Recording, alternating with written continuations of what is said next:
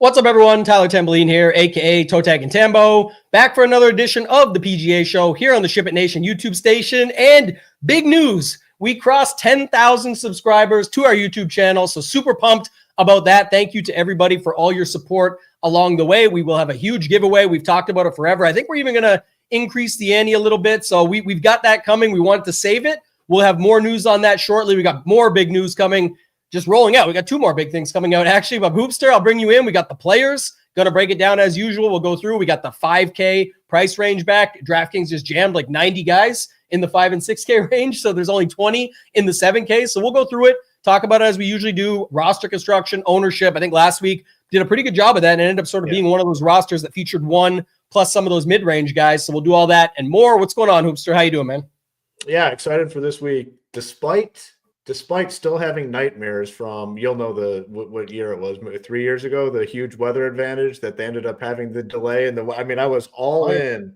I mean, just fully all in on the weather advantage. It was there, but they had the delay and then flipped everything to the other side. And I got absolutely dusted, like beyond like the worst dusting of all time in DFS. I mean, I remember I played big, because the advantage seemed so clear. Everyone was talking about it, just lined up perfectly. And then it was like a late round delay that pushed everything to the other side, and it got absolutely smoked.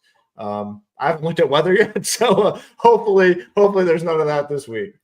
It's so funny because, Mayo and I've talked about plenty of times. We both got crushed. We talked about it ad nauseum on the show, and the setup was the advantage did come. It just came to the other side once the delay happened. So ended up being a huge advantage that week. And funny enough, that was also one of the first weeks we learned how much of a bubble we actually live in. I think it's obviously changed a little bit now, but that week, Skyhook, Skyler from over there on Twitter, you can follow him, Skyhook DFS. He posted out that week, does all the ownership stuff.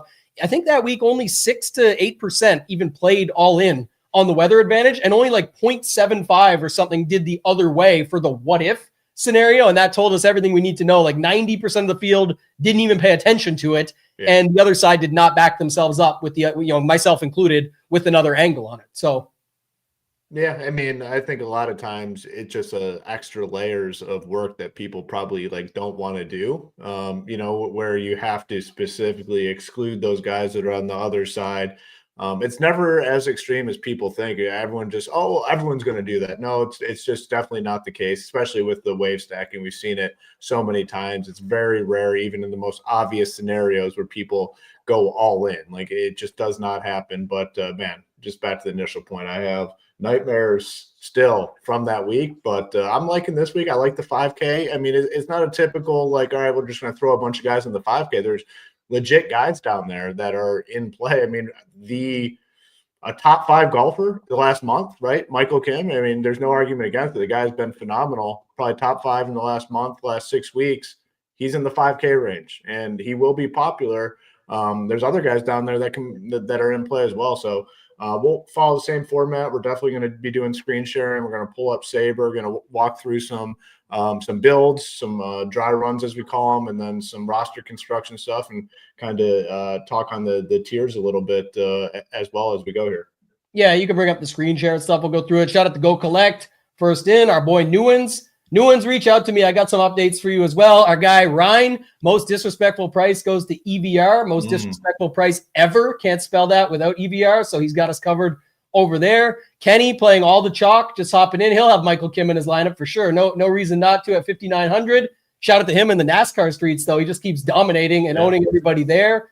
And yeah, Oliver, we got Corey Connors. We love a good Canadian guy, man. We got that all set up. Your boy's Canadian. Really, I think it was the aesthetic. It just really matches with our color scheme, the outfit that he had on. So we popped it in there just to see. But I definitely think, some of the stuff, Paul, I think you could put a tree right in front of some of these guys and they'd still be able to play. Like, these are professionals. They know exactly what they're doing. If we're doing tree search on a Tuesday instead of research or pre-search, then I don't know what to tell you. I'm not too worried about that stuff. It's just for the fans to ooh and ah, and just like dropping a ball in the rough. We get it, right? So let's hop into it, Hoop. We got a couple things I'll bring up off the top.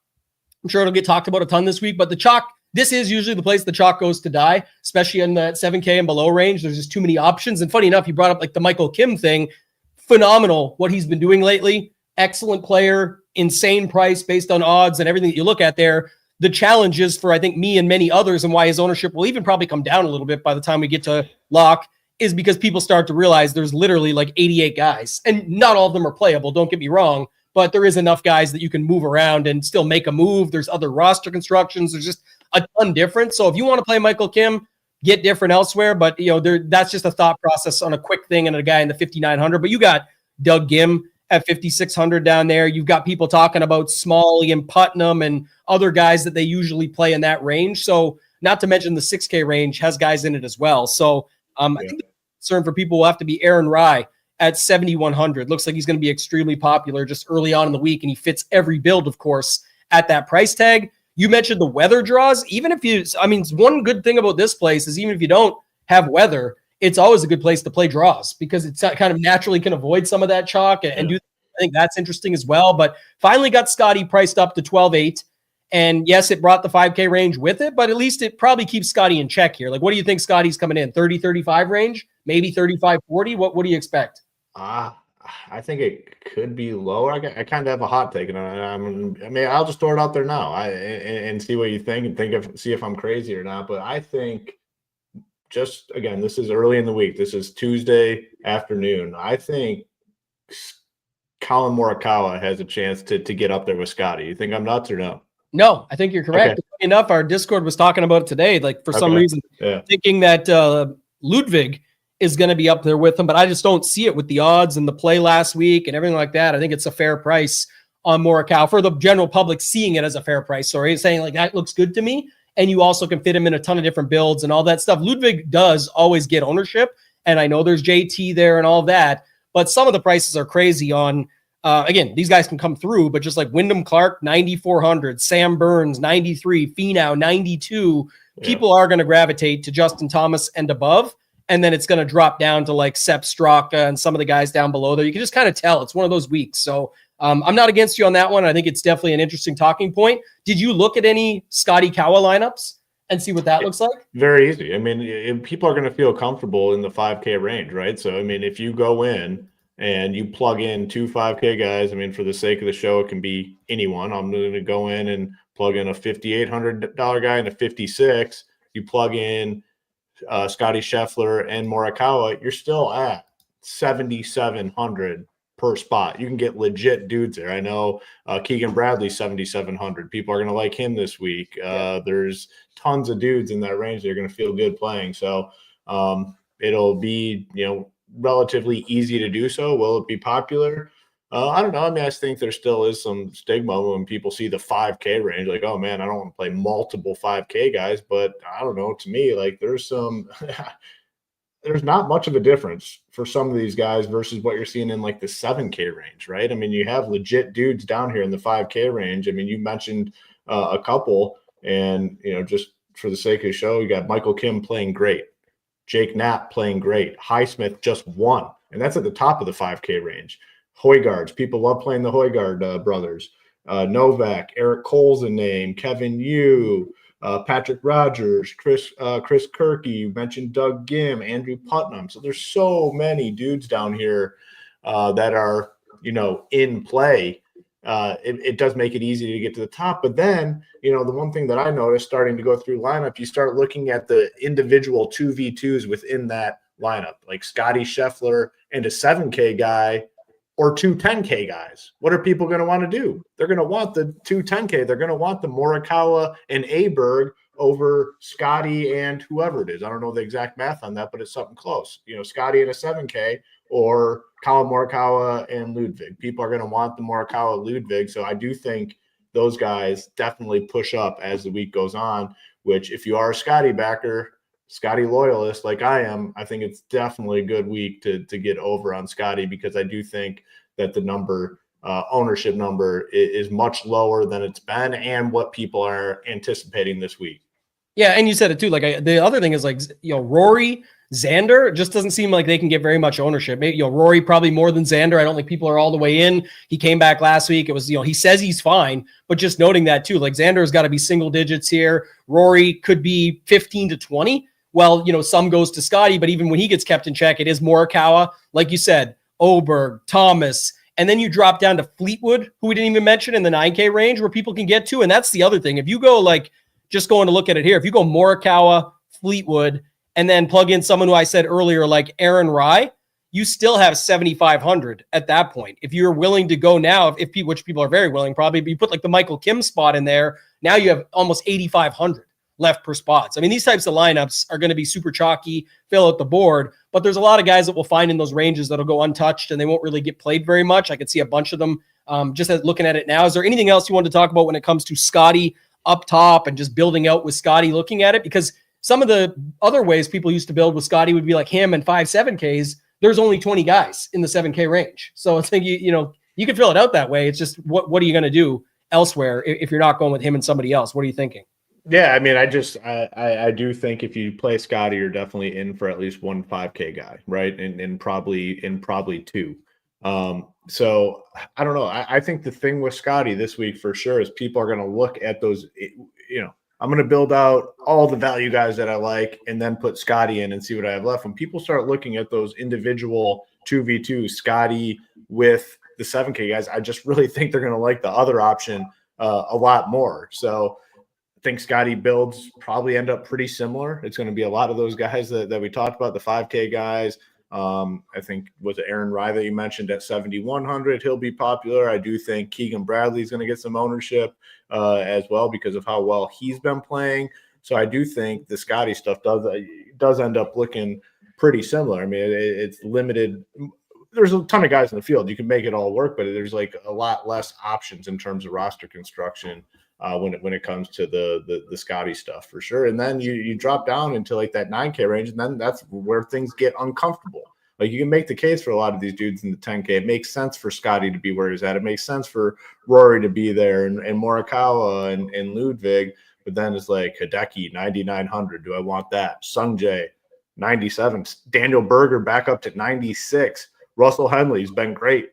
95. Like you start to get uncomfortable like really, really quick when you get into the 9K range. So I do think there's going to be a gap here when you hit the nines. I mean, people are going to probably try to avoid some of these names. And I think you can throw Cantlay in that mix too. You can kind of keep him there in with those 9K guys. That's where people are going to want to start to avoid Cantlay, Matsuyama, Sungjae, Berger, big price tag, Henley, big price tag. Wyndham Clark was looking good last week until he wasn't, you know? So yeah. That's the thought up top, really. A couple thoughts. One is they released today. Jay was out for the PGA Tour there, the commissioner, and he said that they're going to release maybe the pace of play stuff coming up soon. All the players were lobbying for it, but they're not going to do it, they said, until sometime in April. So you got to be careful of a guy like Cantlay this weekend. You know, he's going to be getting his money's worth, man. He's going to be getting his money's worth. I think he doesn't want to be called out on those stats. It's going to throw him off. He's going to be speeding up this week to try and fix those numbers up, and it might screw him up a little bit, but I don't think he's popular anyway at 10K. But it does bring up an interesting point there. And I found the 2v2 exactly, actually, to your point. Yeah. Scotty and Rai or JT and Fleetwood. Yeah, people are going to want the JT Fleetwood stuff for sure. It's exactly the same price. Yeah. And you could still fit Rai into that build, so then people are going to double down on it and just go that way. But I'm just saying that's an exact 2v2. If you had an extra $100, it could be Oberg and Fleetwood. Obviously, you can go to Morikawa and Fleetwood. You need to find a few more bucks, but that's no different than a Michael Kim to a Doug Gim or something like that. So it's you can find it any way you want, but these are going to be sort of the popular builds and setups. So I definitely agree with you there. Let me ask you this then, another way to put this, because the top is the top. We kind of went through it. You know who's going to be owned and who's not, but like Hideki, Sungjae, Berger, and then definitely, if any, they'll get more ownership than Clark, Burns, and Finau for sure, and Hovland at 9K. Like I get that, but the 8Ks outside of Sepp Straka, maybe Siwoo because there's always a little bit of love for him.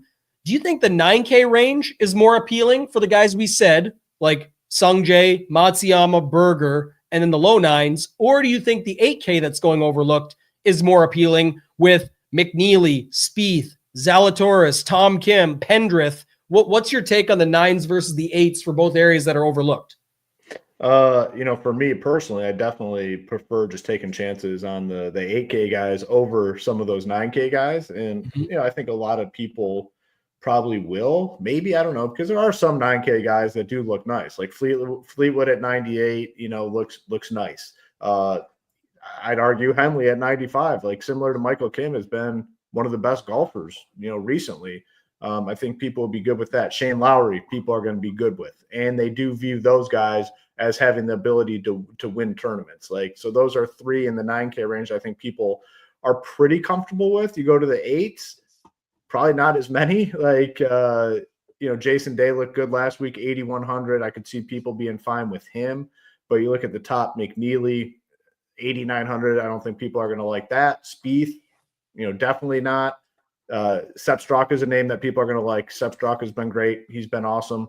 I think even Pendrith is a name people probably like here. Min Woo always gets a little bit of ownership because, I think people view him as a guy with a lot of upside and potential. So I guess I'll say there's probably 3 or 4 guys in the 9K, 3 or 4 in the 8K that people are going to feel somewhat comfortable with. And then the rest are probably throwouts and guys that people do not want to play. Yeah, Josh got a good one here. So shout out to Josh. Said, dude, that Fleetwood could be double the ownership, a guy that literally never ever wins on the PGA Tour versus Matsuyama. And to Kenny's point, this is people's concern, hence the ownership, the price tag, etc. Is all, it's a bit, now people are starting to think 99 is a little bit high. All these factors sort of bleed into people's minds. But my point would be you're going to be taking on volatility at this course no matter what. You're playing at a course that has water on pretty much, well, at least hazards or some sort of issue on 17 of 18 holes. If not, you basically look at it like that. So there's going to be a ton of risk versus reward that you take on. But typically, and we've seen this plenty over the long time that it's been going on here, this is definitely a sample size tournament that we have. You kind of know the mold, but you also, from a DFS perspective, know that mold as well. And especially, just when it's the automatic, it's got to be this guy instead of this guy. That doesn't work out too often at this one. So you got to be willing to take some of those stands. But yeah, I think that's a good call. And I think that's where the chat was getting at it. And some of the guys that I would take some shots on, like Will Zalatoris, Bobby Mack, Siwoo, Jason Day, some of that 8K range is a little bit interesting. Yeah. And, going into the 7s, it's not like everyone's super high owned, but I think you mentioned it earlier, Keegan, maybe Corey Connors, Denny McCarthy, and then probably your secondaries are, maybe Brian Harmon, Nick Taylor types, Matt Fitzpatrick. But Aaron Rai looks like he just fits into every build at 7,100. Yeah. So, just from a odds perspective, projections out there, things like that I'm seeing, it looks like a lot more people will end up there. But I honestly think the odds have, just speaking of a guy there that stood out in the chat, mentioned him, I think the odds finally have Carson Young better than Cameron Young. Before it was just a joke. It might actually be a thing now, even though I know people argue that one, but just saying. Tough go for old Cam Young. It's crazy how some of it happens quick and they can just completely fall off. It has been, just to think a year ago in this field, he would probably be 9,600, 9,500. He would be up there in that 9K. He'd be in the mid 9s, right? Yeah. Last year at this event, he probably was. Someone I'm sure has the number. Someone would have it to look it up. Maybe not that high, but he'd be up there for sure. He'd be up there, and man, it's been very, very bad. But in this range, guys that stand out to me, definitely talked about it last week with Corey Connors, and I didn't end up playing enough, and he wasn't on the right combinations. But I loved him last week. He started super slow last year, and then kind of turned it on. He started super slow this year, and you kind of started to see him turning it on, and had a great finish last week. He finished 3rd, and just trending in the right direction. Can't imagine he gets a ton of ownership, so I definitely want to be on him. Davis Thompson busted for a lot of people last week.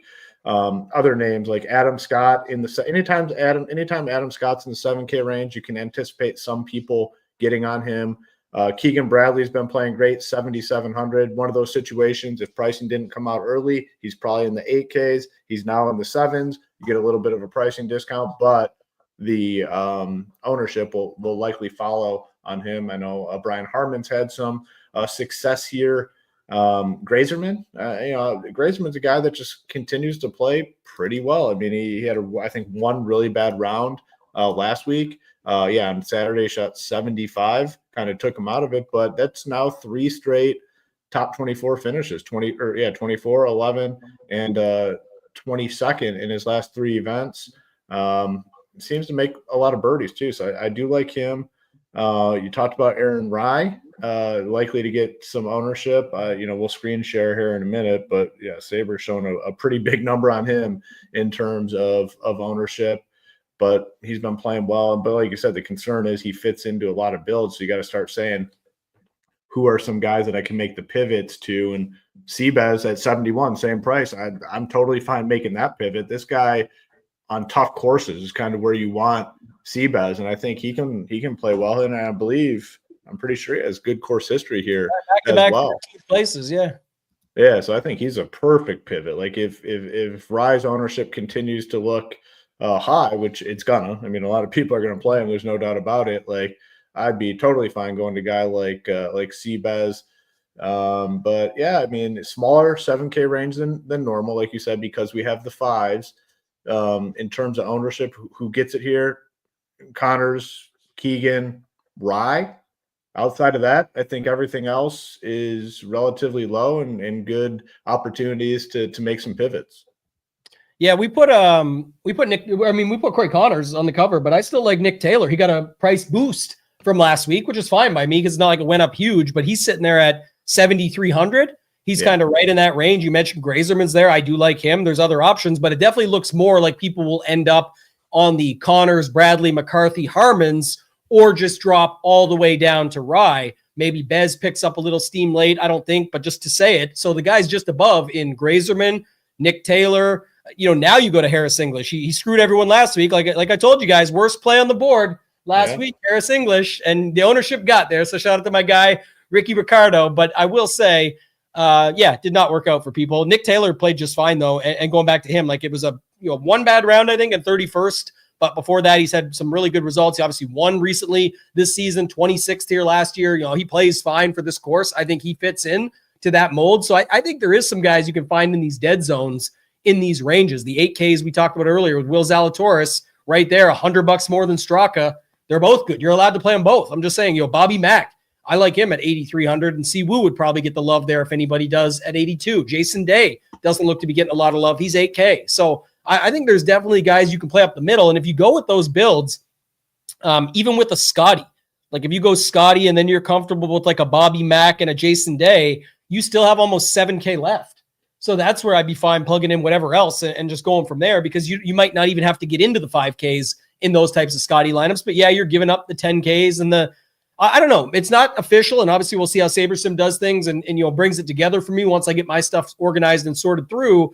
But I don't think I'm going to just scoff at those lineups. Like I kind of like what you said. If you're going away from Scotty, let me try and pick up some of that win equity in the actual win equity that we have this week up there in the Obergs, the Morikawas, the JTs, the Hidekis, guys that can win tournaments, Xander, Rory. Like there's definitely dudes up there you can get unique with versus having to just jam Scotty and one of those guys in every single lineup just to play the low end guys and hope to get them right. I think there is some of these guys up the middle that you can find. And we talked through it. I like Adam Scott always, so he may pick up some steam.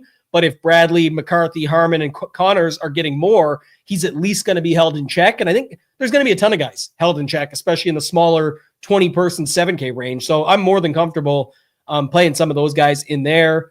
I guess some tournament like longer shots or guys that I would just, some of that volatility I talked about earlier, I would take a shot on a guy like Akshay. Big boy event, he comes out and finds his way up the board. He doesn't have to win it for you. He's 7K flat. I think I'm going to take some shots on guys like that and be willing to risk it here. And Akshay would fit that for me. Anybody else in that 7K range you want to really talk about, or is there just sort of move to these sixes? Because I think there's more guys in the sixes or equal to. There's a couple more. There's 22 guys in the 6K range.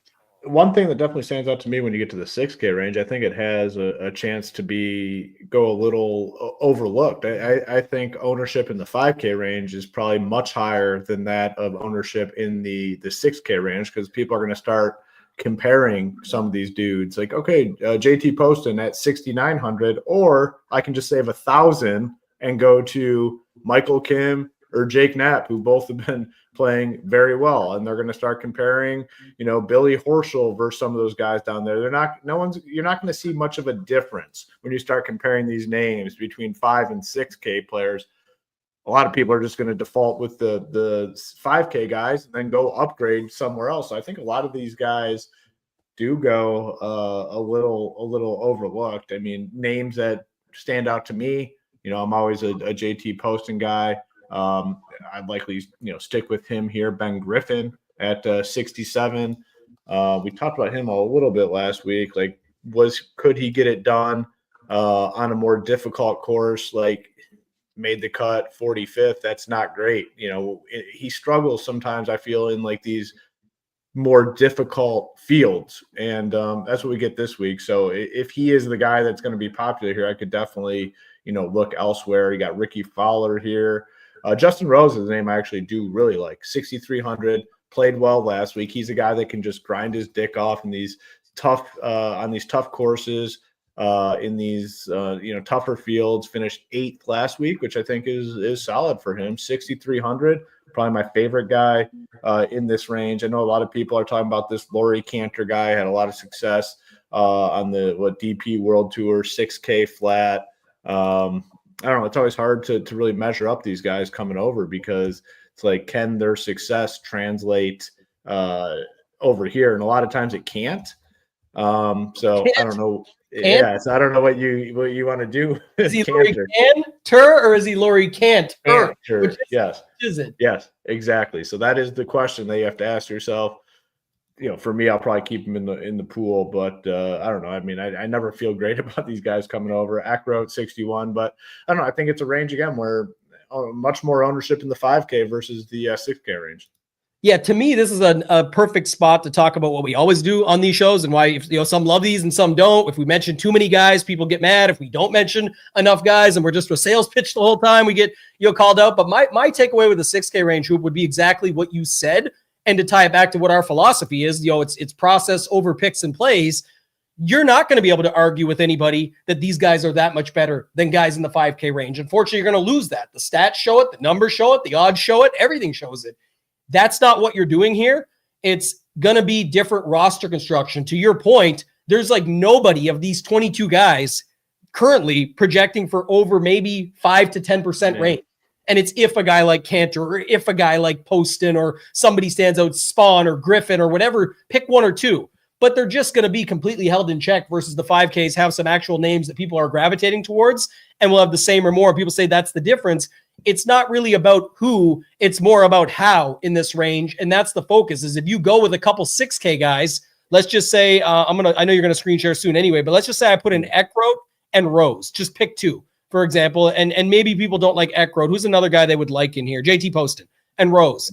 I now have 9,200 left. If I put Scotty, I still have 8K. If I put Morikawa, I still have almost 9K left. There's nothing wrong with these builds. You're just going to need the 6K guys to beat the 5K guys. And it just doesn't matter that originally and on paper, they're the same, because that's what's getting you more money. But if you get whatever you upgrade to when you do that, if it's wrong, it doesn't matter. You needed the other build. So I would definitely still be fitting some of these into my roster construction and into my pool. If you're building in sets, whatever it might be, I think there's some really good builds that can start in here, whether you like the guy or not. If your whole premise is the guy in the 5K is just as good as the guy in the 6K, of course, we're going to build something like that.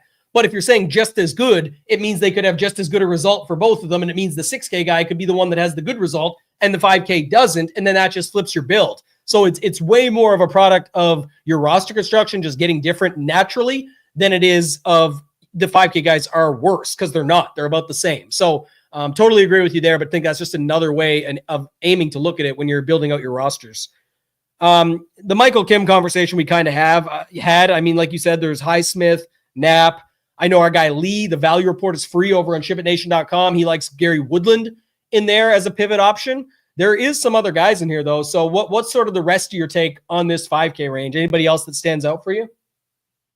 A lot of options that are appealing. And I guess the one nice thing is, regardless of what you do with Michael Kim, he's getting a big chunk of it down here. So that means a lot of these other guys are going to be lesser owned for sure.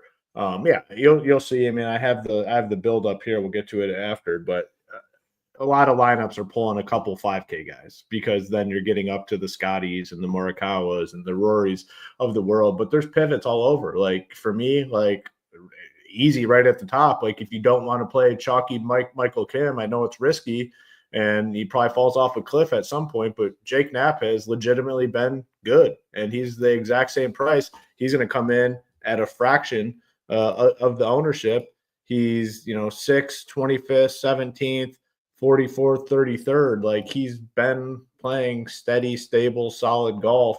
Can it translate here? Probably not, but like we're playing an ownership game, and I think he's gonna end up being a fraction. Highsmith, Højgaards, Novak, Kevin Yu's always good to make some birdies out there. I'm always a sucker for Chris Kirk. There's another one. Like, Doug Gim probably gets a solid bit of ownership. Chris Kirk, same price. Like, I'm good with Chris Kirk. Taylor Moore, Andrew Putnam, Svensson. I mean, there's just a lot of guys. Alex Smalley been playing really well, 5,400. Anytime you go to a range and there's just a lot of guys that look nice, ownership's going to get spread out a little bit more than what we're thinking. I think that is the case. Again, there's no doubt to me that Michael Kim's going to get a good chunk of ownership for sure. But I could see a lot of these other guys getting spread out a little bit more, even like the Doug Gims of the world who look nice and Smalley. So I think they could get spread out a little bit more because there's just so many guys. You can make cases for Patrick Rogers down here. This Carl, what is it, Phillips? Didn't he just win on the World Tour, right? So, like, there's spots all over the place down here that look appealing. Eye test wise, 5K guys to me look better than the 6K guys, and that just means that, yes, there's going to be more ownership down here, but there's so many of these guys where I think we have a chance where they all get spread out quite a bit.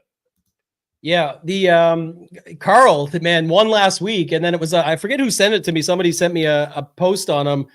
5 for 5 in top 10 finishes at the Junior Players at TPC Sawgrass. Very familiar with this course, feeling it. Nothing to lose off of last week. So I mean, things like that definitely stand out and can always become a thing. I think the key is just what you said, just going back to roster construction for a second and just giving some more thoughts and ideas out there around it. I just had it up. Where was it at? So just of note, Scotty and Straka, or Rory and Xander, or what's the last one? If I go, let me just see. Scotty and Straka, yeah. Rory and JT or Oberg, or Xander and Morikawa. Which those are all three basically the exact same or within 100 or 200, but like they're right in the same range for the options. That's what I'm saying. I think most people are going to look at that and go with option 2 or 3. Like, even as well as Sepp Straka has been playing, they're going to say, man, I can get 2 guys that I think have a legitimate chance to win this week, right? So I think a lot of people think that. The thing is, though, Scotty Scheffler, Sepp Straka, they both have the double S for their initials. Yeah. Is that the way it goes? Is that the narrative? The 4 S's. Yeah, maybe. So we got, match A. You know what? Actually, that could be a deadly combination. It matches up with what we're trying to do here at SHIPIT Nation. SHIPIT, Sabre, Slate Plan, Stone. Yeah. 4 S's, man. That could be it. So I think there's something to it for sure, but that's the thing about when you have the pricing like this, as much as they've done, almost 13K Scotty, added the 5K, make it fun that way. It's just what you always say, Hoop. Obviously at these events, you can build rock star, superstar type lineups and be like, wow, I can do this. If you go just real quick, because you're looking at it there and we're going to go into it in a second, but I'm sure people will do this, whether it's good or, that's subjective. But if you do like what was the guy we said, Doug Gim and Michael Kim lineup, you have almost 10K remaining. Like if you put Rye in there, you can really play whoever you want at that point. You can play Fleetwood, JT, Roy. You can play a ton of different lineups. That it's all chalk, but I'm just saying you can play superstar lineups at that point. You got some of them right there. Look at it. Now these ones do give you a little bit different because I'm assuming you've got Sabre score in there, so you are getting some unique options in power and Bridgman and stuff like that. But Scotty, Morikawa, Day, Bradley, Scotty, Morikawa, JT, and then Gim makes it all work. So those are the types of builds. How much Scotty is it giving us? A lot, because they are going to adjust.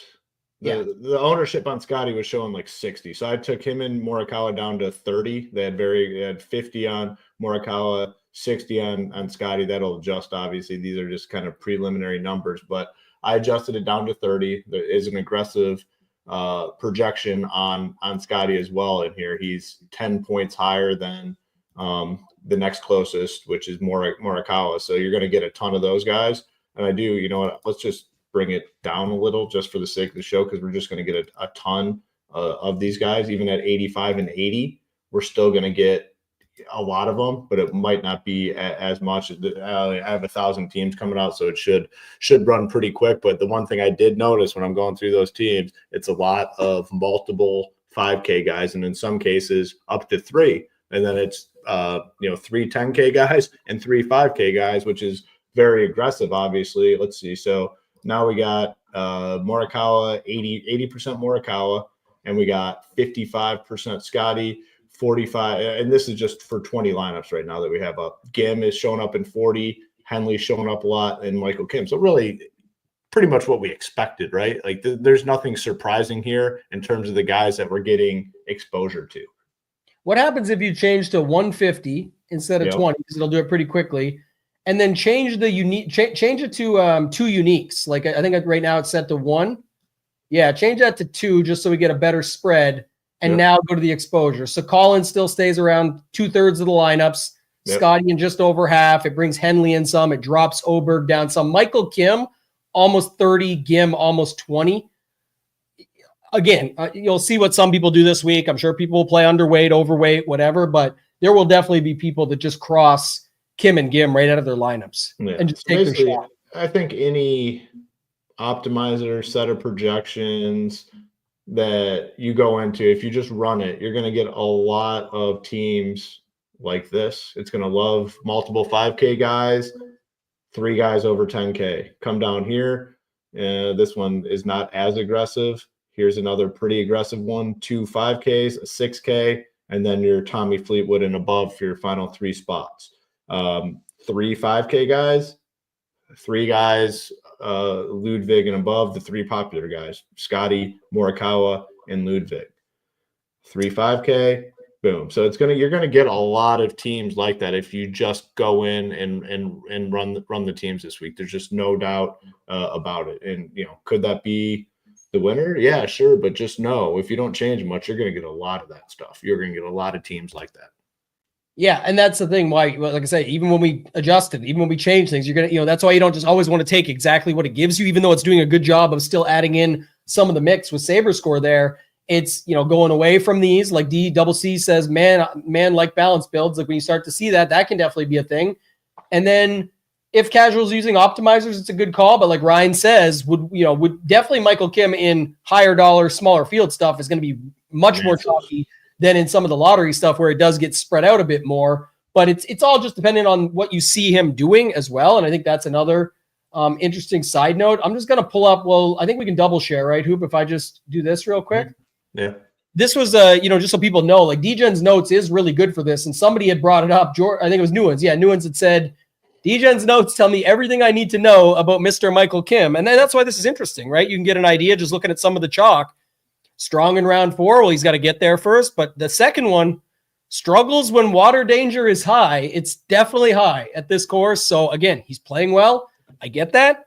But when there's, 20 realistic options around him, I won't even give the full 90 to 100 of in that range of up, down, or all around and can make it work. It's still, there is other options that you don't just have to land on somebody like him, right? So just you can always use DGen's notes to look this stuff up and get a good feel for any of these players that you want to have a check on. But that is one way to do it, like Newen said, where you go to, look up some of these chalkier guys or guys that you think will be chalkier and then run it from there. You can add back your screen if you want there, Hoop. Just pull it back. But yeah, I was just kind of going through and capping. Add to stage. Let's see. All right, there we go. I was going through and capping some of these 5K guys, right? So I went in and put a 15 cap on Michael Kim down here. You can see I put 15 on Gim. I put 15 on Smalley. And I wanted to see if anyone else starts to pop up. And then you see Highsmith goes up. So now we got 15% of him. So I think it's more a product of, roster construction opposed to the player. So when you start going in here and making the changes, you're still going to get those teams. Look at this one. We still have this team that's showing up with the 3 5Ks. Another team, 2 5Ks, 6, still showing up. 3 5Ks, 3 5Ks. 2 5Ks and a 6. These are looking like almost 100%. What happens if at the top right there, if you change, if you swap it to from golf main 10K to 50K, what else do you have there? Just click that for a second. Yeah. Go to 50K plus for a second. Yeah, so we'll see. This is more milli maker type stuff. See if anything changes all that much. And no, kind of still getting the same. I can rerun too, just because I made a few changes. That's one thing I definitely do on Sabre. If I'm making multiple changes, I rerun, because then now I'm getting 1,000 lineups that are going to fit into the criteria that I'm looking for. So, that's a question that always pops up. Like Sabre score was still good with 95% total ownership, 92%, because you do still have Day at 9 in there. You got Rogers at 6, Bridgman at 6. So that one there, like at the top, real quick, it's like Scotty Morikawa, yes. But after that, even if you say Keegan gets a little steamed, it's not using Michael Kim. It's not using Doug Gim. It's not using Aaron Rye. It's not using some of these other popular options. So, that also, by the way, has typically been the case here when people talk about the chalk busting and not getting there. Scotty Chalk has obviously not busted the last 2 years. It's been quite well. He won the tournament. So it's just to tell you, it's more that 7,900 and below where it's been a challenge for these guys to get through. And it's because they're up against so many other options, and they're not always top tier golfers. They're just golfers that have played well recently. It can go bad in a hurry in one day. On this course, it's just one day of golf, right, on Thursday, and that can take them right out of Friday and even a chance to make the cut. So that's how you got to think about it when you're looking at this, but it's clearly still good. Like there's some, what's that one, 66%? So Oberg, Thomas, Matsuyama, 66, yep. Armin, Spahn, and Smalley. So only one 5K, using a 6K, but also using some lower ownership guys and squeezing a decky in there without having Scotty, Rory, Morikawa, and going with Oberg and JT instead for that example. Yeah, and I did want to see like what it does here to the top. So if we sort by salary, just to see what sort of exposure we're getting without, I capped Scotty at 50. I capped Morikawa at 50, right? So still getting right around the field on Rory at 17% here. Xander, Sabre showing 5%. I'm assuming it's higher than that, but we're getting 5. Ludwig 32, JT 10, not liking Cantlay all that much. Hideki 10, Fleetwood 20, Russell Henley 32. So despite getting 50% Scotty and 50% Morikawa, we're still getting, I'd say, relatively heavy exposure to a lot of guys up top. It just goes to show you the sort of builds that are going to want to come in here. And like we talked about, those 9K guys got 0 Clark, 0 Burns, 0 Finau, 0 Hovland, but we do start to see some of these random 8Ks sneak in a little bit, not much. Like, we're only getting a couple lineups with McNeely, a couple with Spieth, 4% Zalatoris, only 9% Straka. So it's starting to sprinkle these guys in a little bit, but you're not seeing them totally blacked out like these dudes in the 9K range, Clark, Burns, Hovland as well. Yeah, real quick, Philly Phantom says here, like with so many seemingly playable cheap guys and guys everyone loves at the top, can we leave salary?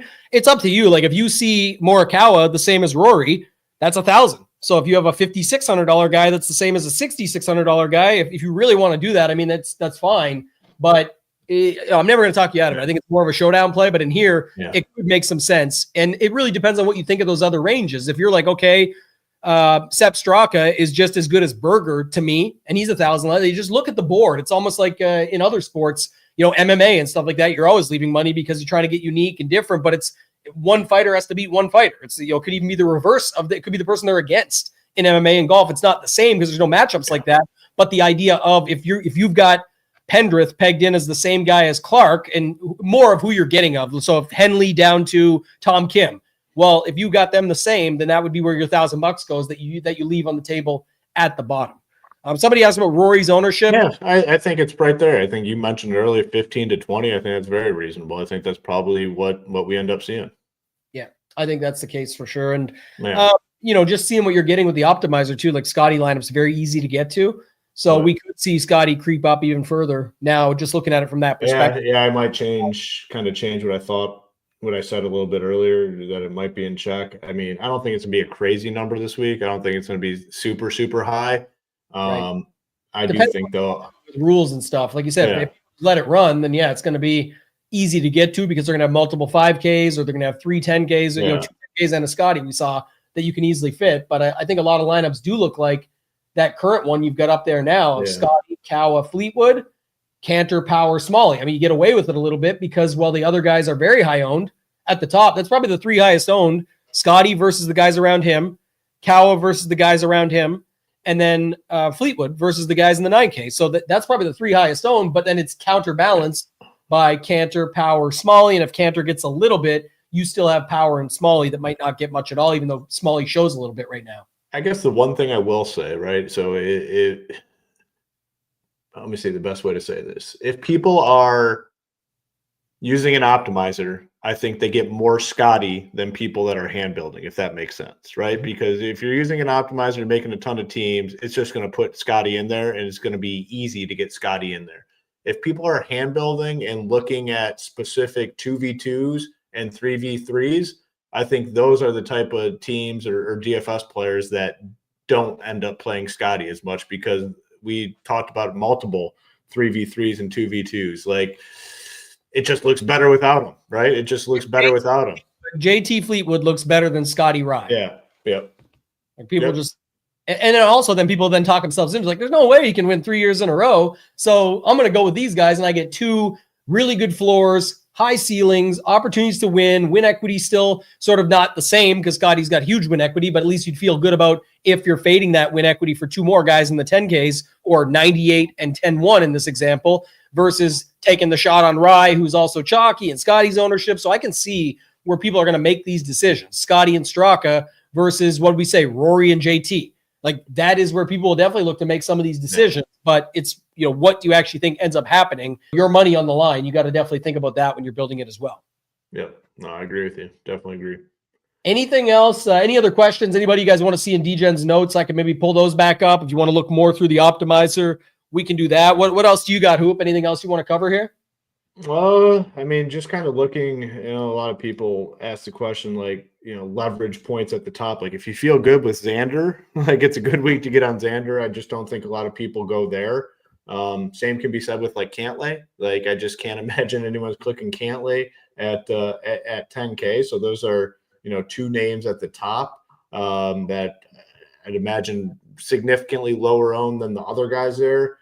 Any of these 9K guys that we talked about, if you feel good about them, you're going to get them at like no ownership. Wyndham, Burns, Finau, Hovland specifically. Like, who the hell is going to want to play Hovland? He's been awful, like beyond awful. So, like, if you feel good about any of those guys, like, you're going to have some nice leverage on the field, because I just can't imagine anyone's going Xander, Cantlay, Wyndham, Burns, Finau, Hovland at a high rate this week. Yeah, this is interesting, actually. Ryan brings this up. There's not any crazy notes. I have DGen's notes up over here on the other side. Nothing too crazy there, but the conversation around him is obviously what he's done lately, the 11th place last year. He's 5,100. I do think, again, that's just if you like him, play him, because I don't think the guys in the low fives, if I could say it, like the, Grayson Siggs, the KH Lees, the Chan Kims, these guys, you're building similar lineups. It's not really about gaining the $400 or $500. It's just you're definitely pivoting off the popular 5K guys to jump down here, and whatever that gets you, it gets you. That could definitely be a thing when it comes to the end of the week. And there's also tons of ways that you can build that way. Yeah, I mean, I don't hate playing him. I mean, he's had back-to-back good finishes, but we're talking Mexico Open, which is dog shit field, and the Cognizant, he finished 32nd in a dog shit field. So I don't know, it's tough, but he did have the solid finish at the Farmers Insurance Open. So yeah, I don't know. I mean, it's fine. 5K. I mean, you can get an absolute stud lineup if you go with a guy like Damon.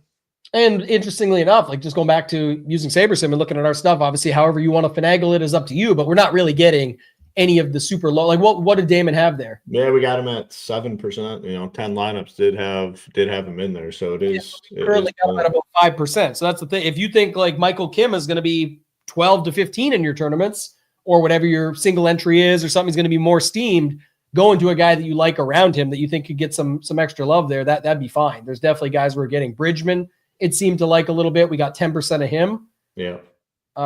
It liked Smalley. Who else? Smalley for sure. And what is Smalley's price there? What was he? 5,400, cheap price. He's been playing well. He could be an interesting pivot there too, because again, when you've got Doug Gim and you got some of those other guys around him, will he really be the one that gets the love? We'll have to wait and see. Who do you got the most disrespect? No, I mean, it's got to be Michael Kim, and it's not. I mean, it's somewhat of a cop out, but I've been playing him. I mean, I've been playing a lot of them. It just has to be Michael Kim. I mean, that's an egregious price tag, 5,900 for. You look at any metric over the course of the last 6 weeks, he's like a top 5 golfer. Will that continue? I don't know, but he's been very, very impressive. And then, last week showed a lot, star-studded field, signature event, and he's still up there. I mean, it just has to be Michael Kim as the most disrespectful price tag this week. Yeah, Josh brings up another good point there. It's like, it's really hard, but that's the other thing about this course, though. Sometimes these ball strikers, you don't need to worry about it as much if you're just slamming it on the green. Hitting it close, yeah. Doing it that way. But typically, yes, and guys that have good, soft touch around the greens has been helpful. So, that's the thing with Michael Kim for sure. It's like, if you've been playing him, like, to me, I don't care about the ownership. Just keep playing him. If you haven't been playing him, it's probably a bad time to hop on board. That's like kind of the mental game, within the DFS game. Like, if you've been playing him heavy, I can't imagine hopping off at this point. Just make sure you know what you're getting yourself into. Make sure you're mixing in some lower owned guys, or if you are playing 2 5K guys, mix them in with something lower owned. If you haven't been playing them, it seems like a terrible time to get on board. I don't know, man. You might have been, sneaking out some of these lucky finishes. The train might be ready to crash. It might be time to get off at this stop. If you've gone and just collect your winnings along the way, and now that's definitely a weakness in my game. If I've been playing someone and they've been treating me well, like, I can't get off. I can never get off. So that definitely could be a weakness. But if you haven't been playing them, I think it's a terrible time to click the name. Poor Hoop can't get off Michael Kim. So we gotta. No. All right. So what else do we got? Anything else here you want to cover or go over with this? I see just, a couple things that brought up. It's a Decky too cheap. We mentioned that earlier. There's definitely dead zones along the way. Decky would be classified in between there, where it's Cantlay and Decky are going to be much lower owned than Kawa, Oberg, Thomas, Fleetwood, all of them. I think Sungjae, I got a Sungjae problem, obviously, but Sungjae at 9,700. By the way, they forgot about our boy. He got talk about disrespected. They didn't even put him in the pricing. They forgot to put him. DK had to go back and add him in, and they put him at 9,700. Squeezed in between Fleetwood. He didn't have a price? No, late to the party. Yeah, that's tough, man. Completely. And I texted him and I said to my boy Sungjae, man, they disrespected you. He said he's going to win now. So got to get on Sungjae this week, man. Big Sedgefield Wyndham ties as well. And another course that people have obviously seen a lot of crossover in the past at this course. So maybe Sungjae can come through as a nice little double squeeze Fleetwood, overwork the squeeze there. Fleetwood's the one, and those guys are getting squeezed. But instead of playing Fleetwood, you play Matsuyama and Sungjae. That's 2 9K guys. Not seeing those lineups very often. And most people that do play a 9K are going to have Fleetwood. So I certainly think there's some ways you can go there. To me, when you showed me who's X'd out in the nines, like Wyndham Clark, Sam Burns, Finau, Hovland, those guys, if they beat you, they're, what do we get? That's kind of my take with them. It's like, man, like if any of those guys take me down this week, I'll accept defeat and move on to whatever's next. It's like, I'm good with that. Yeah, I feel like sometimes you just have to do that. You can't do it all. I'm not getting rid of it. Like I just said, if you got Cantlay in there, sure, he can grind out sometimes and get it done. Hideki, Sungjae, guys like that. If they show up, that's fine. Berger has been pretty good lately and shown up here in the past when he was healthy and everything. So Sungjae, we talked about, has shown up here in the past. Decky was going to win it that year before COVID. He was, the first round leader, 9 under or whatever, and then it shut the whole world down. So, and he's been 6th and 5th the last couple of years. So I definitely think there's more options that are just, it's not really disrespect. They're just, unfortunately, the way the ownership goes, people just can only land in so many spots. There's definitely options around here that you can go to. Yeah, lots of love for Keith, I think. Yeah, people are going to like him this week. I mean, been playing well.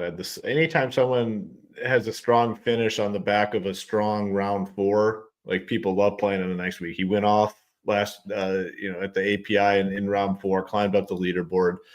People took note of that, and he's only 7,700, so he'll definitely be owned. Yep, got to cross out the bread in the 7Ks. Keegan Bradley and Aaron Pumpernickel Rye. Get rid of the bread. Those are the 2 chalk loaves in that range, and you might not want either of them by the end of the week. So we'll have to wait and see. Philly Phantom said this. We talked about it earlier. Nick Taylor came through as the chalk, and now he's up to 73. It's like the reverse, the Uno reverse, where they're like, oh, we actually got to put him up now. And then people are like, I only wanted him because he's cheap. Why? Yeah, people. He's a guy that gets resistance based on price, right? Like if he's in the 6Ks, people love him. You see him up a little bit in the 7s, people like, and then I'll pass. But he's been good. I mean, he's been very good. Top 20 machine, really. Where's he at here? I got to bring this point up real quick, and then I'll flip it back to you. But so literally, Fleetwood has not won on the PGA Tour. He got beat in a playoff by, who did we just say? Nick Taylor. Nick Taylor got more wins than this guy. He got triple the wins of this guy. And even in the recent form, the win, the 12th, the 33rd, the 25th, the 9th, the 31st last week, we're going, $9,800 Fleetwood, 11th, 22nd, 21st, and 5th. Here, 35th, 27th, 22nd, miscut the last 4 years. Almost 10K. Jam them in. Like that's what we got to do. That to me is crazy. That just goes to show you how hard it is to win. Like a guy like Fleetwood, he's been around for so long. In contention so many times and just cannot get a win. It's just crazy to me. He got a 67-foot eagle dropped in his mouth in the playoff, and I get it, but I'm not disrespecting Fleetwood. I'm just saying how the game works for people's brains and minds is sometimes interesting. Yeah.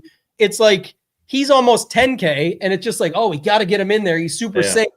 He'll be this thing for you. There's a guy that beat him in a playoff and won multiple times since, still playing pretty much the same golf, pretty solid overall, and he's down at 7,300, right? 26th here last year. It wasn't like it was a bad result. When you go back up and look, Fleetwood came 35th here last year. He actually did better than him last year too, for people looking it up. So I don't know. It's just sometimes interesting to look at those things. Chan Kim, Bryce Garnett, those are the guys down that fit in the same mold for me. Definitely not against it. We'll see how my pool shakes out. But instead of, if you're going like Doug Gim and Michael Kim and you land on Joel Damon, Chan Kim, Bryce Garnett, Sig, some of those guys, you're going to be taking a shot. I'm not saying jam them all together. I'm just saying you're definitely taking on that risk and you know what it is, but they certainly still could pop. Ben Coles, there's guys down there that could be the guy. It's just you got to take enough of it to matter. So on your 150 set, I would be fitting them in and get your 6 to 7, 6 to 10%, something like that, where you're actually getting lineups with them so that it matters if they come through. Don't just build one lineup with Chan Kim and say, I got Chan Kim right, but everything else wrong. Well, you put him in one lineup of your portfolio. Like, you didn't really have good odds going in. So thinking of it from that perspective, just different stuff that I see along the way. All right. I think that's going to cover it. I don't know. If you guys don't know, obviously we put it off the top. We did partner with SaberSim. Save it to the end today so you guys can have it. But just of note, we've had a lot of people signing up, and I've had a ton of the customer service. I was pretty transparent about handling it. It's people that are able to cancel their membership at other places and start saving $600 a year because now they're saving $50 a month. It adds up. That's all bankroll for you to go play DFS with. So the All Access Plus Optimizer Core Plan at the top, just $99 a month, is all of the SHIPIT Nation content, which is usually $79 on its own. And then it is a separate SaberSim plan that we have right now, and not many others, if any, that I know of have it. So it's 150 lineups. It does have late swap for the late swap sports. Doesn't affect golf, but just in general for NBA. It does cover all of our 8 major sports that we cover. So that's $99, but the best value that's still on is $129.